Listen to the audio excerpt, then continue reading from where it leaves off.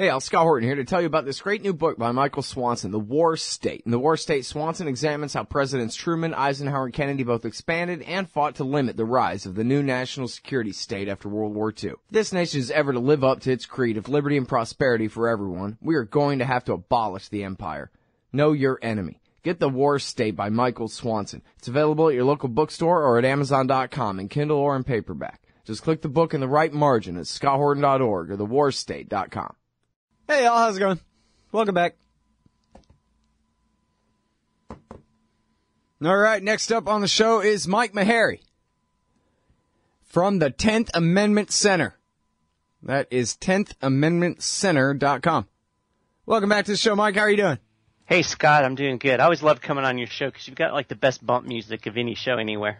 I do have really good bumper music. It's true. It rocks. Yeah. Actually, that one belongs to me. Well, it's called Dang Old Bobby, but it's a friend of mine wrote that just to be theme music on this show. That's awesome. But most of it is not, just that one. Anyway, so, hey, thanks, and welcome back to the show. Very good to have you here. Thanks for doing what you do and writing the things you write and saying the things you say. I really appreciate it. 6 state laws nullifying federal actions in practice go into effect for immediate release August 3rd, it says here at 10thamendmentcenter.com. So let's start with the FDA. Yeah, this is one of my favorite actions that states have engaged in over the last year or so. And this is one of those things that just kind of blew up this year. We've got these laws they're called right to try laws, and basically what they do is they cut through the FDA bureaucratic red tape by completely ignoring it and create a mechanism within a state where people can access unapproved treatments and medications if they're critically ill or considered to be possibly terminally ill. So as it is now under FDA rules, you have to go through all kinds of bureaucratic red tape. You basically got to get federal permission to try out these drugs that could well save your life. 22 states now have put laws on the books that bypass the FDA. They allow people to access those medications within that state without the FDA approval or the process. And they also provide some shielding for the manufacturers and the doctors that help them, be able to offer these experimental drugs. So, this is a no-brainer. How in the world can you look at somebody in the eye and say, you know what, we're really sorry that you're dying, but, you're going to have to wait 6 months while we approve your application. It's just absurd. And this is one of those things that crosses party lines. And like I said, 22 states have passed these types of law. 3 states went into effect on August 1st, as Alabama, Minnesota, and North Dakota, if I'm not mistaken off the top of my head. So 3 more states where you can get treatment if you need it without having to deal with the feds.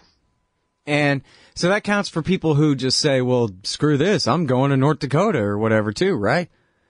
As far as I know, it does. I imagine you would probably have to have a doctor there in North Dakota. Sure. Maybe you could take your doctor with you. But, as long as you're within the border of the states, the state laws govern what happens there. People really need to know about this. And you know what? Again, like you're saying, as far as it being a no-brainer, it shouldn't be political at all. The only reason it's political is because of the lobbyists of Big Pharma and the power of the national government. But for any person of any description at all in America, as long as they're adults, this ought to be absolute unanimous consensus. And how dare they stand between people and their last gasp dying chance at prolonging their life or surviving. It's just crazy to think that the federal government would dare stand in the way like this. Although, I guess on the other hand, Mike, that, a lot of government school graduates would counter that. Come on, these companies are going to be putting out all kinds of crazy medicines, and there's a FDA for a reason to protect us from these terrible, capitalists just selling us poison. They don't care if we die, so we need the government to go through, make them go through the process and double check these drugs and make sure they're safe. Yeah, it's kind of an absurd article or argument when you break it down, though, because basically what they're saying is, we got to protect you, and the government's going to protect you, so we're going to let you die while we protect you. That's absurd. And we have doctors for a reason. Doctors are they're trained. They can weigh the risks and benefits of these various medications, and we're talking about people here who this is their last chance. And this should be up to the doctor and the individual, not some bureaucrat in Washington, D.C. So, this whole idea that we need some guy in a suit and tie sitting at a desk in an office on Capitol Hill to make these decisions for us is just absurd. And, I think anybody that says that has their head up the wrong place, to be quite blunt. Yeah. Well, again, I mean, no matter who you are or where you're from, it's basically just, as you said, kind of beyond argument. And I think, the next step here, you say we got 22 states now pass laws like this. Well, then that means that we got a lot of millions of Americans who ought to be very jealous of that and very angry at their state representatives for allowing it to be that way, that their state is not one of the states that would allow this. And what are they waiting for? And this ought to be, a no-brainer as an easy political win for any state congressman or state senator anywhere in America. That, look at me, I'm a champion of dying old ladies. Who can argue with that? That's exactly right. And, nobody has. When you look at the vote totals in the various legislatures in these states where this is passed, it's not even been close. In a lot of cases, you're seeing unanimous votes, or you'll see 2 or 3 pinheads that vote against it for whatever crazy reason. And this is this is the fastest moving state movement I've ever seen. Most of these things, it takes a while. You look at the drones, and this has been a really good year for drones as well. But that's taken 3 or 4 years to kind of build. It took a couple of states taking that tentative first step, and then it's built from there. This basically started last year with Arizona. They actually passed it on a voter referendum, and once that happened, to see 22 states pass something like this, and there's 2 other states that have passed it, and they're still waiting for governor's signatures. So that's actually 24. When you see that many states in 1 year, that's pretty significant and shows just how much of a unanimity we're seeing on this particular issue. Right. Yeah. And I'm sorry I don't have a footnote here, but there was a study that came out not long ago where they looked back at drugs that had been approved that turned out it was a big mistake and they were much more dangerous than the FDA thought, and drugs that were denied or withheld for some long period of time, but then it turned out they were okay and could have saved this and that many lives. That the FDA ultimately is more violent than the Pentagon. They actually kill more people than any other government agency, which is really saying something. Department of Transportation, CIA, DOD, but the FDA, they're the most lethal of all.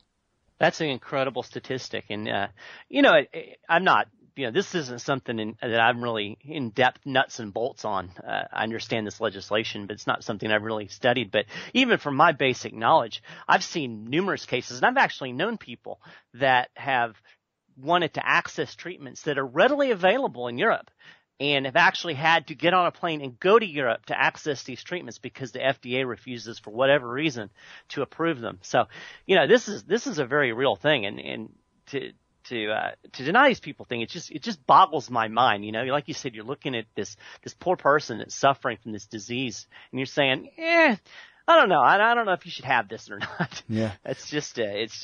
I guess that's the state for you, right? Yeah, well, exactly, because it's the incentive structure of the whole thing, right? Anybody in charge of enforcing that against you is not in charge of deciding that that's the rule. And so they all just, for the paycheck, they make their peace very quickly with their job being to say to people, I'm sorry, but that's what the computer says. That's what the rule says. That's the way it has to be. And so, but I'll see you at your funeral though, and I'll throw a little rose on the ground for you. Yeah, exactly. And you see this on all kinds of different issues, and the this is kind of getting off topic a little bit, but that gets to this idea of it just drives me crazy when people are so, well, we've got to respect their authority. We've got to respect the process and the system. Well, the process and system sucks. So, maybe it's time that we start breaking that down a little bit. And that's the neat thing about doing these things through your state governments. It gives you a little bit of power to face down that power, so you're not standing there as a single individual trying to beat your head against this massive marble wall. Yeah, give you some respectability as you disrespect. That's exactly. Good. All right, now hold it right there, everybody, because when we get back, we're going to talk with Mike Maharrey about other ways the government is screwing you, the national government, that is, and other ways that the 10th Amendment Center is working to use the power of the state governments to nullify and interpose themselves between the people and the national government. One sec. Hey, all, Scott Horton here. It's always safe to say that one should keep at least some of your savings in precious metals as a hedge against inflation. And if this economy ever does heat back up and the banks start expanding credit, rising prices could make metals a very profitable bet. Since 1977, Robertson Roberts Brokerage Inc. has been helping people buy and sell gold, silver, platinum, and palladium, and they do it well. They're fast, reliable, and trusted for more than 35 years. And they take Bitcoin. Call Robertson Roberts at 1-800-874-9760 or stop by rrbi.co. All right, y'all, welcome back. It's me, Scott. I'm doing my radio show. I got Mike Maharrey on the line. He's from the 10th Amendment Center. And now we spent the whole first segment on the states interposing themselves between the people and the national government. 22 of them, 24 if you count the two just waiting on a governor's signature, to allow people to take medicine if they want to, whether it's approved by the FDA or not, assuming they're in real dire straits anyway. So, that's going on. But now we have quite a few topics to tackle in this next segment here, and I'll just name them and then turn it over to you. We got 10 minutes to go. So, first of all, hemp. National government says no hemp. State government say go ahead. And then, the license plate trackers. Very interesting news out of Montana there. And then I wanted to end with, it's not in this press release, but I wanted to, at the end of the interview, if we could, get to the latest progress in the Off Now campaign to nullify the NSA. So, Mike, first of all, tell us about the progress in nullifying the federal hemp laws. Another one to me that's a no-brainer, and especially I live in Kentucky, and Kentucky used to be the number one state in the country in growing hemp. It's a product that has like 25,000 uses, everything from biofuel to panels for automobiles to food, just so many things you can do with this plant. And yet the federal government says, no, can't grow it because it looks a little bit like marijuana. So we're starting to see a number of states that are saying, you know what, state government or federal government, you go ahead and try to enforce your ban on hemp. We're going to let people grow it in our state and go ahead and create a market for this plant. In North Dakota, their hemp law went into effect on Saturday, and they joined 7 other states that are allowing hemp production. And what this does, it doesn't stop the federal government from enforcing its hemp ban, but the ugly truth is, as far as the federal government goes, is they don't have the resources or the manpower to go into these states and stop farmers from growing this plant.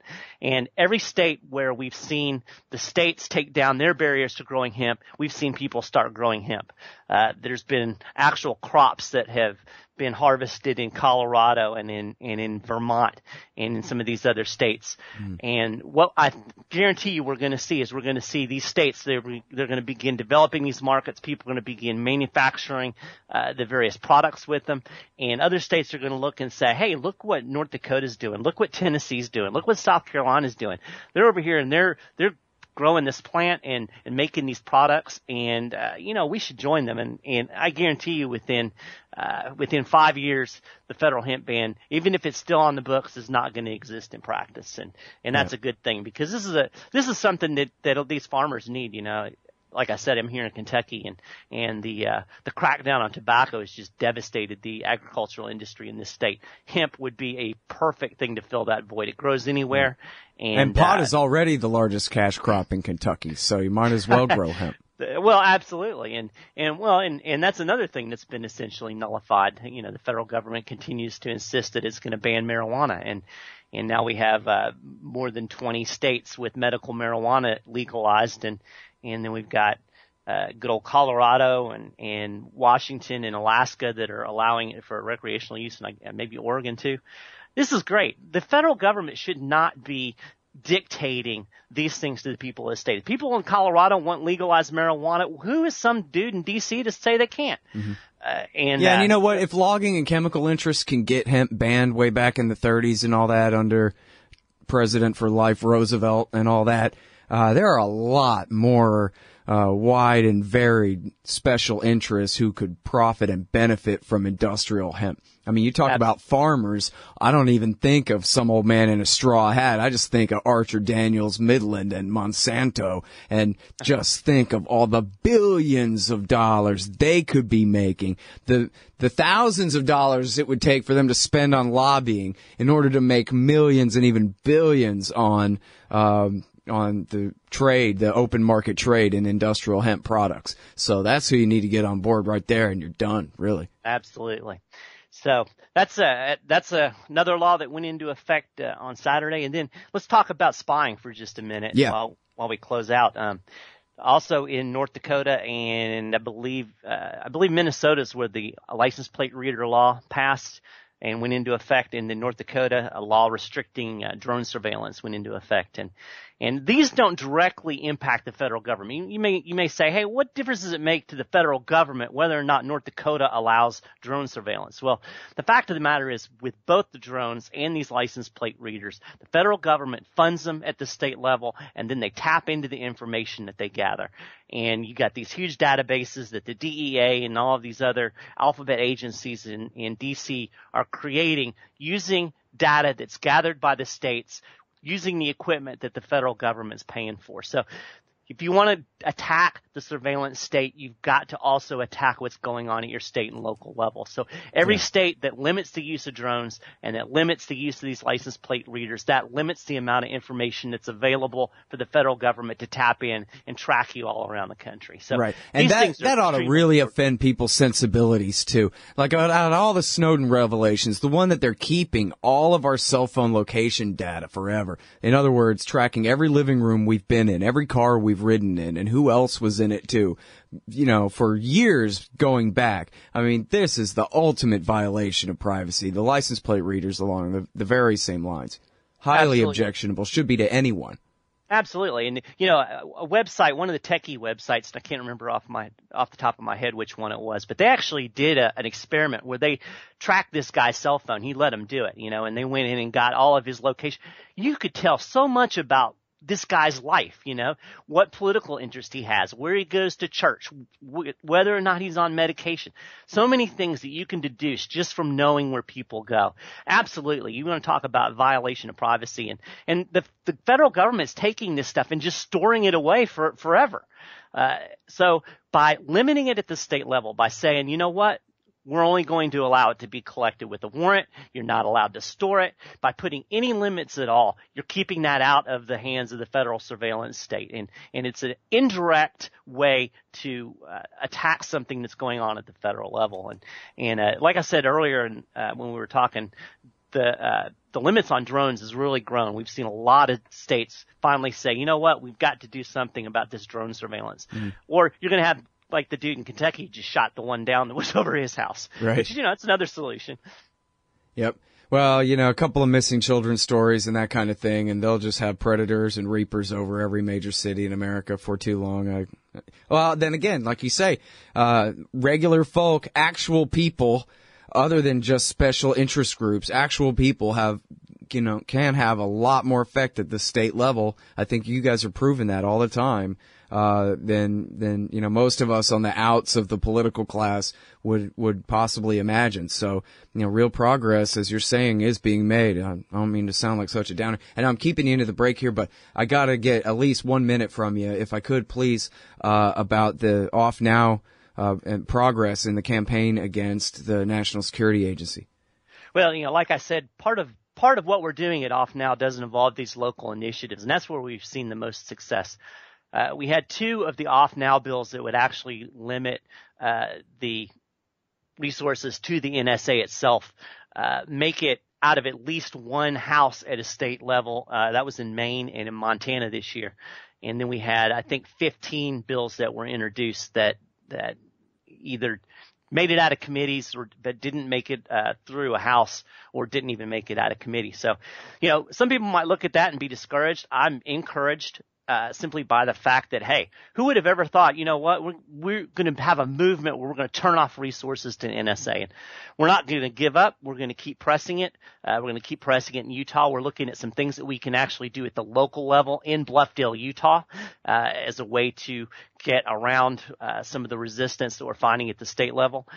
There are ways for people to engage against these things. We have to be creative and we have to be persistent with it, because I tell you what, we have learned without a doubt the powers that be, the law enforcement lobbies, all of these people, whenever we try to do this, they're going to come out strong against us. So we need people to support this movement. We need people to keep bugging and pestering their state lawmakers and saying, we want to limit the surveillance state by taking action at our state level. And you can do that over at offnow.org. Just head over there. There's some ways you can join and get involved, and we can beat back this surveillance state. Awesome. All right, everybody. That's Mike Maharrey. You can tell why he is communications director at the 10th Amendment Center. That's 10thamendmentcenter.com and offnow.org. Thanks very much for your time again, Mike. Good to talk to you. Thanks for having me always, man. This part of the Scott Horton Show is sponsored by Audible.com. And right now, if you go to audibletrial.com/Scott Horton Show, you can get your first audiobook for free. Of course, I'm recommending Michael Swanson's book, The War State, The Cold War Origins of the Military-Industrial Complex and the Power Elite. Maybe you've already bought The War State in paperback, but you just can't find the time to read it. Well, now you can listen while you're out marching around. Get the free audiobook of The War State by Michael Swanson, produced by Listen and Think Audio at audibletrial.com/Scott Horton Show. Hey, y'all, guess what? You can now order transcripts of any interview I've done for the incredibly reasonable price of $2.50 each. Listen, finding a good transcriptionist is near impossible, but I've got one now. Just go to scotthorton.org/transcripts, enter the name and date of the interview you want written up, click the PayPal button, and I'll have it in your email in 72 hours max. You don't need a PayPal account to do this. Man, I'm really going to have to learn how to talk more good. That's scotthorton.org/transcripts.